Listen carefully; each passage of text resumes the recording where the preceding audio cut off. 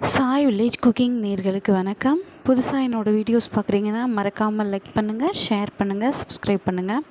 Headphone use பண்ணி கேளுங்க. வாங்க வீடியோஸ்குள்ளே போகலாம். பாபா அஷ்டமா சித்திகளையும் கற்றவர். தாத்தியா பாட்டில் வீட்டில் படுக்க ஆரம்பித்த பிறகு பாபா படுக்க 4 முழ நீளமும் 1 முழ அகலமும் கொண்ட பலகையை திரு நானா சாஹிப் டோங்லி கொண்டு வந்தார். பாபா தன்னிடம் உள்ள பழைய வேஷ்டி சட்டைகளை நீளமாய் மூடி போட்டு உத்தரத்தில் கட்டி ஊஞ்சல் போல் செய்து கொண்டார். பலகையின் 4 மூலைகளையும் 4 அகழ்விளக்கை ஏற்றி வைத்தார். அது இரவு முழுவதும் எரியும். பாபா, நான் ஊஞ்சல் கம்பி வாங்கி வருகிறேன். இந்த கந்தல் துணிகள் பலகையை தாங்காதே என்று தயங்கியபடி நானா சாஹிப் சொல்ல, பாபா அவரை உற்று பார்த்தபடி, பலகை உடைந்து விடுமென்று பயப்படுகிறாயா? அப்போ எடுத்துக்கொண்டு போ. எனக்கு பழைய படுக்கையே போதும். உனக்கு ஒரு விஷயம் தெரியுமா? ஆகாயத்தை தொட்டுக்கொண்டு கடலும், கடலை தொட்டுக்கொண்டு பூமியும் இருக்கின்றது. எப்போவாவது எங்கேயாவது பூகம்பம் வெடிக்கிறது. பூமி தண்ணீரில் மிதக்கிறது, ஆனால் மூழ்கவில்லை. இந்த 5 அடி 3 அங்குல மனிதனை இந்த கந்தைகள் காத்திருக்கும். கவலைப்படாதே என்றார். அதன் பிறகு பாபாவிடம் இதை பற்றி பேச அனைவரும் பயந்தனர். ஜம்ப் பண்ணி கூட ஏற முடியாத அளவு ஊஞ்சல் உயரமாக இருந்தது. பாபா அதில் அமர்ந்து தியானம் செய்வார், உபதேசம் பண்ணுவார். ஆனால் ஊஞ்சலில் ஏறும்போதோ இறங்கும் போதோ யாரும் பார்த்ததில்லை. இதை எப்படியாவது பார்த்துவிட வேண்டும் என்று முயன்ற அனைவரும் தோற்றனர். இதை பார்க்க போட்டியும் சர்ச்சையும் நடக்கிறதென்பதை பாபாவும் அறிவார். பாபா துயில் எழும் சமயம் மசூதியில் கூட்டம் நிரம்பி வழிந்தது. இரவு அகலமானாலும் இந்த துப்பறியும் கூட்டம் அகல மறுத்தது. ஒரு நாள் பாபா பலகையை துண்டு துண்டாக உடைத்து போட்டுவிட்டார். இனிமேல் யார் தூக்கத்தையும் உன்னால் கெடுக்க முடியாது என்று பலகையிடம் சொன்னார்.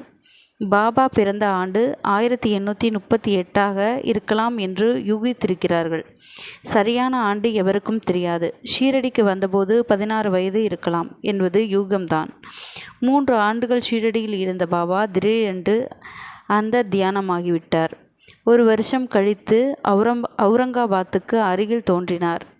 சந்த் பட்டேலின் கல்யாண கோஷ்டியோடு வந்தவர் 60 ஆண்டுகள் ஷீரடியில் வாழ்ந்தார்.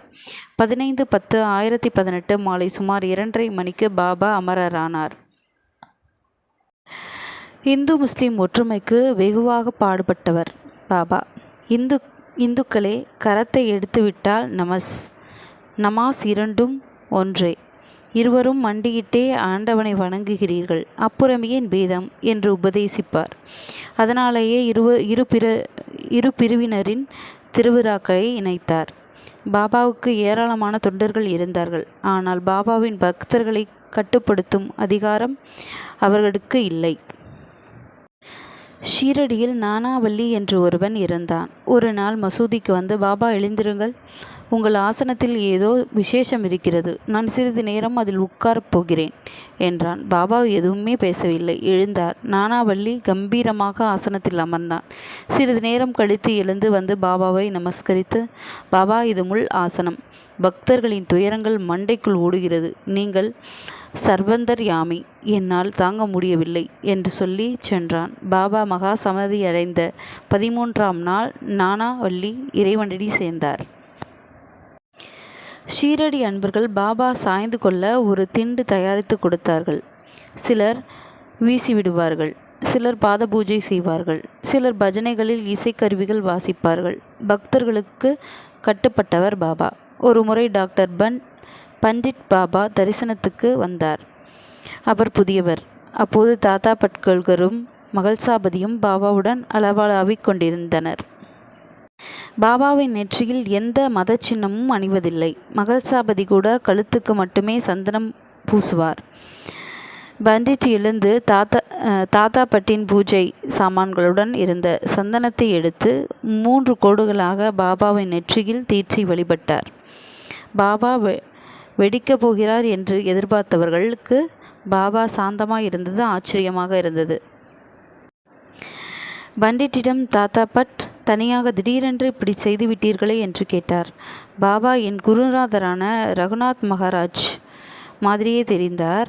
அவருக்கு உபசாரம் செய்வது போல் செய்துவிட்டேன். இதில் என்ன குற்றம் என்றார் பண்டிட். பாபாவிடம் இது பற்றி கேட்டதற்கு என்னை புனிதப்படுத்திய காக்கா புராணிக் என்று நம்பி செயல்பட்டதால் திரிபுன்ற குறியை ஏற்றுக்கொண்டேன் என்றார். தாத்தா பட் இருவர் கூற்றும் ஒரே மாதிரி இருந்ததில் ஆச்சரியம் அடைந்தார்.